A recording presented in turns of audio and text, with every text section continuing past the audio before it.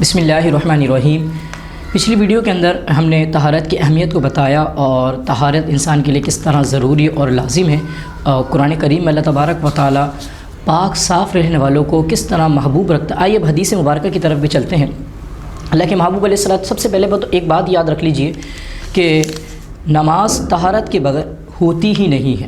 بغیر طہارت کہ نماز کا جو ہے نا کوئی ثواب ہی نہیں، کوئی مدار ہی نہیں، اس کی کوئی جزا ہی نہیں۔ اور اگر کوئی شخص بے طہارت کے نماز پڑھے تو علماء نے اس کو کفر لکھا ہے۔ کیوں نہ ہو؟ کیونکہ جو شخص بے وضو بے غسل اگر نماز ادا کرنا چاہے گا تو دین کی توہین ہے، اس کی بے ادبی ہے۔ اور یہاں تک ایک حدیث مبارکہ ملتی ہے کہ حضور علیہ الصلوۃ والسلام ایک مرتبہ نماز پڑھا رہے تھے کہ دوران نماز حضور علیہ الصلوۃ والسلام کو متشابہ لگا، یعنی کہ مطلب آیت مبارک ایک آیت سے کسی دوسری آیت میں چلے گئے، یا حضور علیہ السلام ایک جانب سے دوسری جانب چلے گئے۔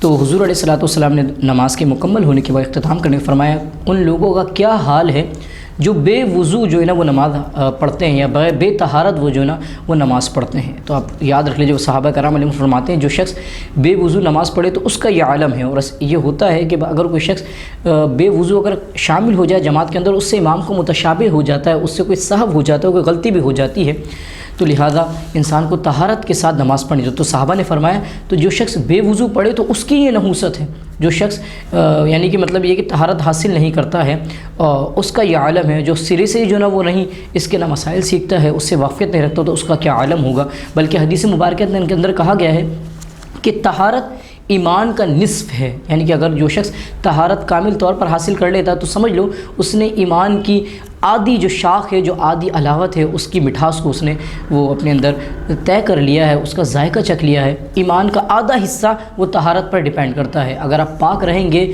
تو یقیناً اللہ تبارک و تعالیٰ کے، اور یہی نہیں بلکہ علماء فرماتے ہیں انسان اگر باوضو رہے تو انشاءاللہ جلیل اس پر اللہ تبارک و تعالیٰ کی کرم نوازیاں ہوتی ہیں، ایک فرشتہ مقرر ہو جاتا ہے، تو اللہ تبارک و تعالیٰ کی طرف سے اس کا نگہبان ہو جاتا ہے۔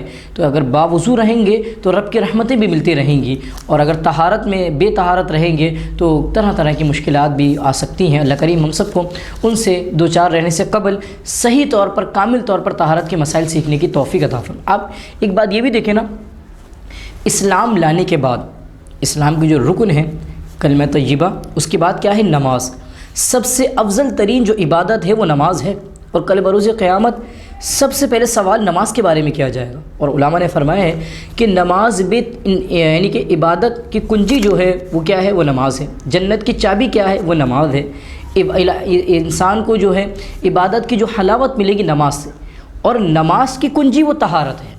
یعنی کہ اگر کوئی شخص بغیر طہارت کے نماز پڑھے گا تو وہ کہاں سے وہ کنجی حاصل کر سکے گا، وہ کہاں سے جنت کی چابی حاصل کر سکے گا، کہاں سے وہ جنت کا حقدار بن سکے گا۔ تو پھر اگر بے طہارت نماز پڑھے گا تو اللہ تبارک و تعالیٰ کل بروز قیامت میں بھی اور قبر میں بھی اس کو یقیناً رسوائی کے سوا کچھ حاصل نہیں ہوگا۔ تو اللہ کریم ہم سب کو طہارت کا احسن انداز میں خوب اہتمام کرنے کی توفیق عطا فرمائے۔